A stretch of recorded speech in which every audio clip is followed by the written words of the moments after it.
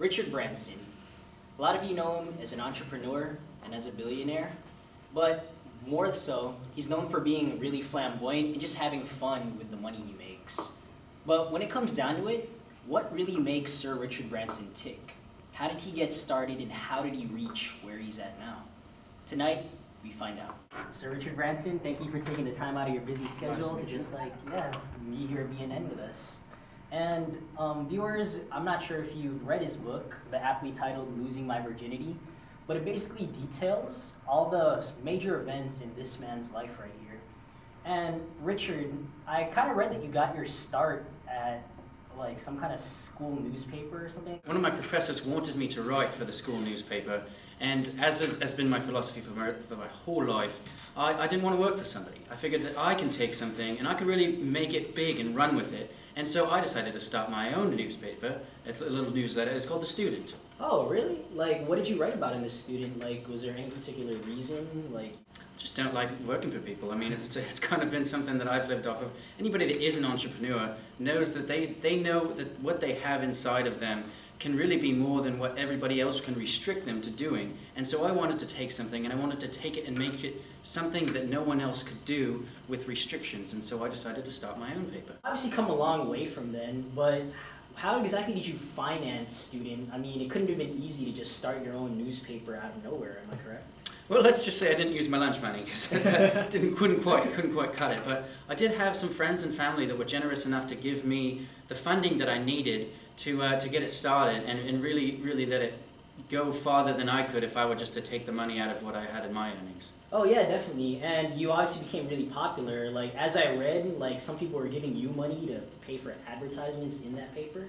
Absolutely. I mean, people were very generous. I'm so blessed. I don't know if I would have been where I am today if it weren't for the generosity that was given to me by everybody in that time. Well, Sir Richard, you've obviously come a long way from the Student newsletter, and I think the best way to kind of talk about your next ventures or lead into it would basically be to explain the title of your book, Losing My Virginity. Can you kind of clarify where that title comes from?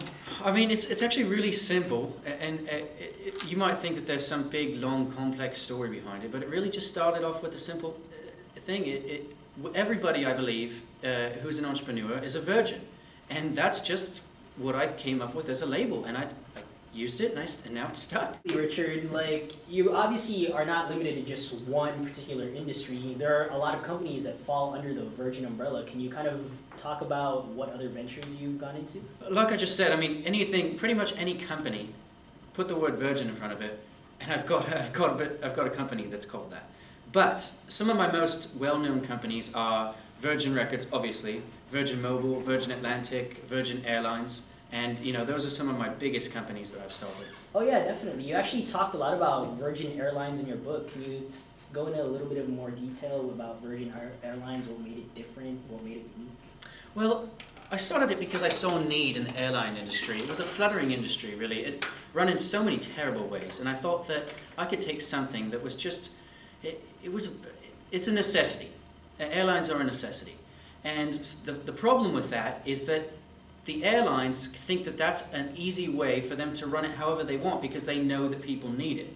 So I took something that was really run terribly, and I made it, and I fixed every problem in it, and we have competitive prices, we have beautiful airlines, we have beautiful airplanes actually that have all the latest technology. Everybody's comfortable, they get treated nicely. I mean, everything that you don't get from other airlines, we combined into one big, beautiful package, and we created basically a super airline. Everybody loves it. I mean, it's really competitive now, and it's become one of the better airlines out there. Here's one of the things that I've followed my entire life. I don't live to work. I work to live. And I'll work my butt off. This is G-rated. I work my butt off.